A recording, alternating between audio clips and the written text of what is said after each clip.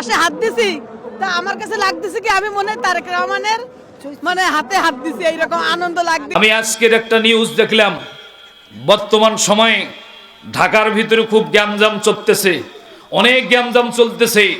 কেন জানেন? নেতা সাহেব আসছে, রাজপথ কাঁপছে, অবস্থা খারাপ, মাথা কার যে কুদি ঘুরি গেল কি বলে। একজন নারী, সেখানকার সে নেতা নারী একজন সেখানে দাঁড়িয়ে বলতেছে, আজকে আমাদের নেতার সামনে যতগুলো মানুষ হয়েছে প্রায় 20 কোটি মানুষ। কয় কোটি? আর কথা বলেন, কয় কোটি? আমি এখন চিন্তা করলাম বাংলাদেশের মানুষ হলো 18 কোটি, এই 20 কোটির কথা কোটে পাইল।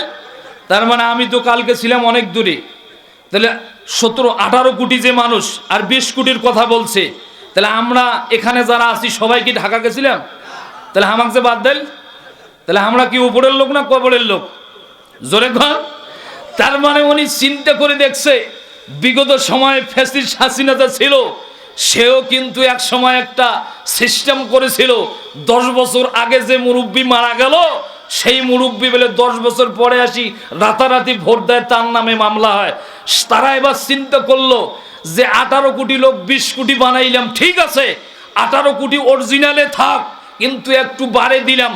বাংলাদেশে 18 কোটি লোক হলো যারা বাংলার উপরে বসবাস করে তারা, আর বাকি 2 কোটি হলো যারা কবরের ভিতরে বসবাস করে তারা।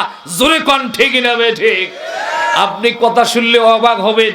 আচ্ছা বলেন তো, আমাদের নেতার মতো নেতা কি, রাসূলের মতো নেতা কি এই পৃথিবীতে আছে? রাসূলের মতো নেতা কি আর কোনোদিন হবে? রাসূলের মতো নেতা কি আর কোনোদিন আসবে? আর একজন মহিলা বলতেছে, আমি আমার নেতাকে দেখার জন্য আসলাম, এরকম বাঁশ দিয়ে বর্ডার গার্ড দিছে, বাঁশের বেড়া দিছে। সে বলছে আমি যখন বাঁশের বেড়ায় হাত দিলাম আমার হাতটা ওখানে নাই, আমার মনটা বলতেছে আমি আমার নেতার হাতে হাত দিলাম। আরে কি মজা, নেতার হাতে বলে হাত দিল।